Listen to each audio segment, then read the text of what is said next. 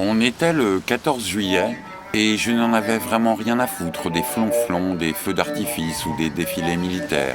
Tel un juillettiste convaincu, j'étais en vacances au bord de la mer et j'essayais de ne penser à rien. C'était pas gagné. Car juillet, pour la majorité des gens comme moi, cette composante du peuple français attiré par l'appel de Jean Vilar, Bien, d'abord le plein air, l'oxygène, une sorte de respiration que, de façon inconsciente, je ne retrouvais pas dans le métier tel que je l'exerçais à Paris ou tel que j'aurais aimé l'exercer à Paris. pour nous, les théâtreux, juillet, c'était le mois à ne pas foirer. Juillet, c'était le festival d'Avignon. Comme les éditions précédentes, je n'y jouais pas. Depuis toutes ces années, je faisais passer ça pour une sorte de snobisme, comme pour dire que c'était un choix de ne pas y aller. Non, je ne participerai pas à cette foire au spectacle. Je ne verrai pas ces deux mondes du off et du in se fréquenter sans jamais vraiment concrétiser, comme moi, avec la plupart des femmes de mon entourage. Mais en vérité, je vous l'ai dit tout net, en juillet, le monde du théâtre était en mouvement et j'étais, moi, statique. Dire que je me sentais rejeté était un euphémisme. En un mot, j'avais la rage. Mais cette année, Julien m'avait convaincu d'y passer une soirée. Il était sondier sur un spectacle dans le IN. Je me rendis donc à Avignon. À l'accueil du théâtre, je prenais mon invitation pour le spectacle. On voulut me donner un programme du IN, ce qui m'aurait donné la fausse impression d'appartenir à quelque chose, mais je refusais. J'aurais donné n'importe quoi pour ne pas être là. La veille au soir, j'étais allé à l'île sur la Sorgue, dans le domaine avec la nouvelle piscine de mon ami Rico. J'y restais chaque été quelques jours. C'était agréable, même si souvent il y avait ces filles. Elles étaient néanmoins supportables, bien que la petite ait pris dernièrement un côté féministe qui rappelait Delphine, sa mère. Qui c'est qui travaille le plus ? Bah maman. Nous confrontâmes avec Rico, jusqu'à tard dans la nuit, nos idées de gauche, en buvant 2 bouteilles de Romanée Conti 89.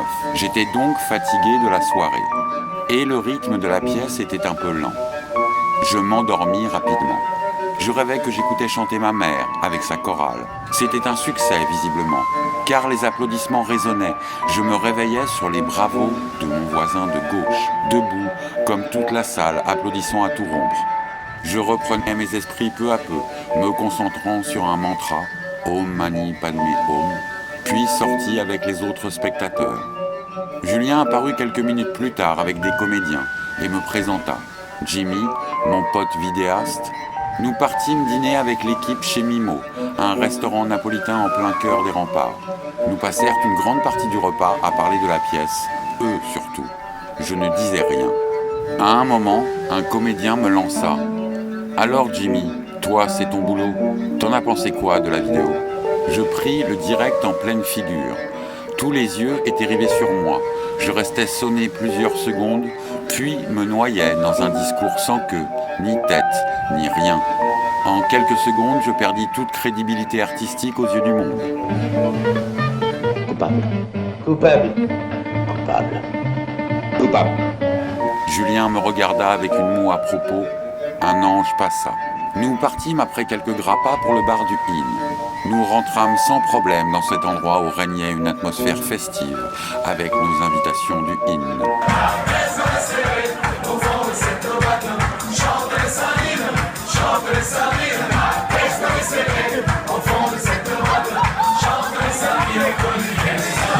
Nous allèrent avec Julien écluser quelques verres de gin, laissant la danse à plus tard. Je saluai alors une jolie comédienne que j'avais fréquentée il y a quelques années, puis qui m'avait blacklisté pour une histoire d'anniversaire oubliée. Elle semblait ne pas s'en souvenir. Elle me parla du spectacle qu'elle jouait dans le IN. La conversation tourna court lorsque je renversai sur sa robe jaune mon verre de gin. Puis, je partis danser, m'essayant de ci, de là à la drague estivale. Plus la soirée avançait, plus je buvais, plus je me sentais désinvolte et plus je n'avais l'air de rien. Après le gin de trop, je vomis devant le bar et du personnel du IN m'aida gentiment à partir. Barre-toi. Et la prochaine fois, je t'embroche comme un gros morceau de barbac, ok?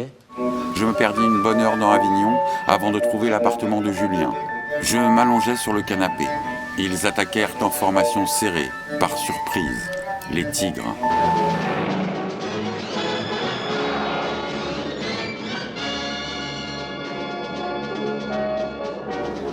Après 2 minutes de combat, je me levais et me réfugiais dans la salle de bain.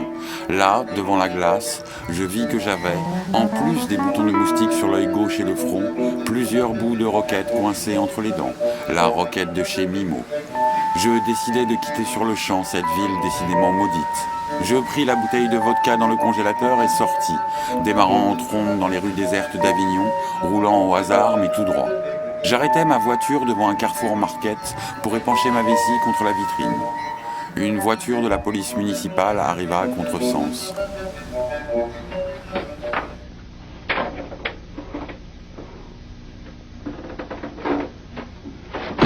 Oh. Can you stand up here? Can you stand over here? Place your hands on the tape. On here. Whoa, whoa, whoa, whoa. Épilogue réussi de ma soirée avignonnaise, j'allais enfin pouvoir débattre avec des gens du cru, avoir leur avis sur le théâtre qui envahissait chaque année leur cité. Et peut-être aurait-il une réponse à cette question qui me taraude depuis longtemps. Si on dit in, on devrait dire out, non? Pas off?